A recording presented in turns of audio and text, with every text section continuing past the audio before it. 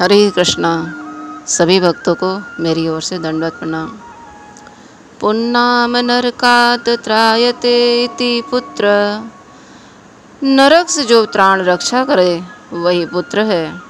सामान्यतः जीव से इस जीवन में पाप और पुण्य दोनों होते रहते हैं, और पुण्य का फल है स्वर्ग और पाप का फल है नरक। नरक में पापी को घोर यातनाएं, घोर कष्ट उठाना पड़ता है, और स्वर्ग नरक भोगने के बाद ही कहीं जा कर के जीव अपने कर्मों के अनुसार 84 लाख योनियों में भटकने लगता है। पुण्यात्मा मनुष्य योनि अथवा देव योनि को प्राप्त करता है, पर वहीं पर पापात्मा पशु पक्षी कीट पतंग आदि जाने कितने योनियों से भटकते हुए तब मनुष्य योनि को मिलता है। इसलिए अपने शास्त्रों के अनुसार पुत्र पौत्र आदि का यह कर्तव्य बनता है कि अपने माता पिता तथा पूर्वजों के निमित्त श्रद्धापूर्वक कुछ ऐसा शास्त्रोक्त कर्म करे जिससे उन मृत प्राणियों को परलोक में अथवा अन्य योनियों में सुख की प्राप्ति हो सके। इसलिए भारतीय संस्कृति सनातन धर्म से पितृ ऋण से मुक्त होने के लिए अपने माता पिता तथा परिवार के मरे हुए जो भी प्राणी हैं, पूर्वज हैं, उनके निमित्त श्राद्ध करने की आवश्यकता होती है।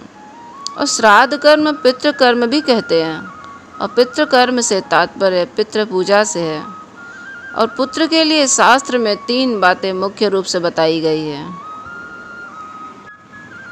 जीवतो वाक्य करणात् चाहे भूरि भोजनात् गयायां पिंडदानाच्च त्रिभि पुत्रस्य पुत्रता। अर्थात जीवित अवस्था में माता पिता की आज्ञा का पालन करना चाहिए। उनकी मृत्यु के अनंतर श्रद्धापूर्वक श्राद्ध में अपनी सामर्थ्य के अनुसार खूब भोजन कराना चाहिए ब्राह्मणों को। उनके निमित्त गया में पिंडदान करना चाहिए। ये 3 बातें पूरी करने वाले पुत्र का पुत्रत्व, उनका पुत्र जन्म लेना सार्थक हो जाता है।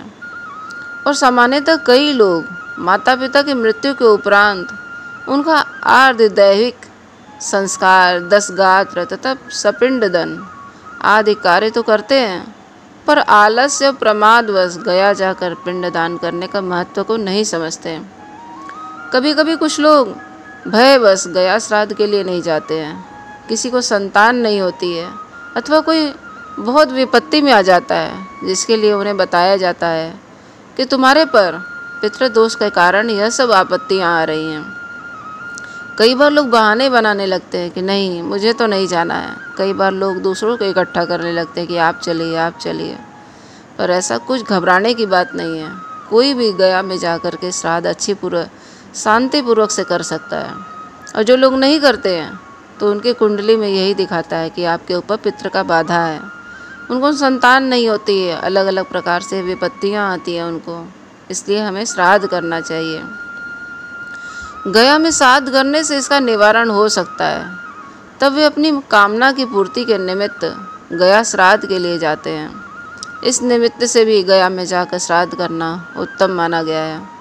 परंतु वास्तव में प्रत्येक व्यक्ति को अपने अनिवार्य कर्तव्य की दृष्टि से अपने माता पिता का गया में जाकर श्राद्ध करना चाहिए, जिससे स्वाभाविक रूप से पितृदोष से मुक्त हुआ जाए। अब जैसे पितृ ऋण से मुक्त होने के लिए जैसे माता पिता तथा पूर्वजों का हम जो वार्षिक श्राद्ध आदि करना आवश्यक है, उससे कम आवश्यक गया श्राद्ध करना नहीं है।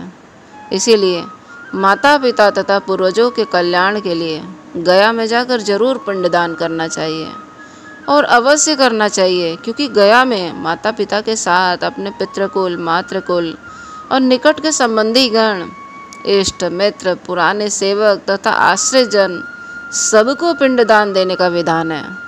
एक साथ आप इतने सारे लोगों का पिंडदान कर सकते हैं। वो कहीं भी फंसे होंगे, किसी भी योनि में अगर फंसे होंगे, तो आपके कारण उनको मुक्ति मिल जाएगी और आपको उसका एक अच्छा पुण्य फल मिलेगा। और गया में जिनका भी पिंडदान हुआ है उनको अच्छी तरह से उत्तम गति को मिला है, स्वयं कर्ता तथा उसके सहयोगी भाई बंधुजनों को भी कल्याण होता है और श्राद्ध कर्ता भी पितृ ऋण से मुक्त हो जाता है। निष्कृति श्राद्ध कृतृणाम ब्राह्मण गीयते पुरा। इस प्रकार शास्त्रों में गया में पिंडदान करने की अनिवार्य तथा अतुलित महिमा बतलाई गई है। अंत्य कर्म श्राद्ध प्रकाश बताया जाता है कि सर्वसाधारण को शास्त्र के अनुसार अंतिम समय के लिए कृत्य श्राद्ध की प्रक्रिया और इसके विधि विधान को सरल भाषा में समझना चाहिए। इसके साथ ही साधारण विद्वान पंडित भी जो इस विधि से पूर्ण परिचित नहीं है, वे भी इस ग्रंथ के अनुसार जो हमारे शास्त्र में दिया गया है उसको सक्षम हो करके अपने भक्तजनों को, श्रद्धालुजनों को आग्रह करके उनसे श्राद्ध कर्म कराना चाहिए और भगवत कृपा का कार्य संपन्न हो जाएगा। और इसे बताया जाता है कि इस ग्रंथ में बताया गया है कि गया का बड़ा महात्म्य है। गया श्राद्ध का काल, गया यात्रा संबंधी जो भी भगवान की कृपा प्राप्त होती है, इससे पिंडदान देने से उनको परम गति को प्राप्त होता है और करने वाले को भी उससे बहुत लाभ होता है। उसके घर में कभी भी पितृदोष का कष्ट नहीं उठाना पड़ता है।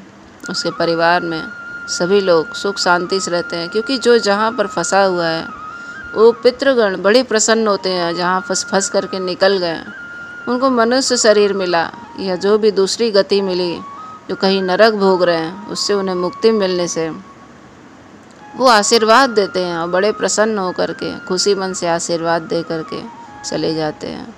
हरे कृष्णा। तो आप सबको कैसा लगा ये कथा बताइएगा और इसे अपने जानने वालों को, जो अभी श्राद्ध कर्म शुरू हो चुका है आज से, तो उन लोगों को भी ये शेयर करिएगा ताकि वो लोग जो नहीं जानते हैं उसे सुन करके आगे बढ़ाएं। और आप सब भी गया श्राद्ध में जिनका छूट गया है वो सब कर सकते हैं। हरे कृष्णा। हरि बोल।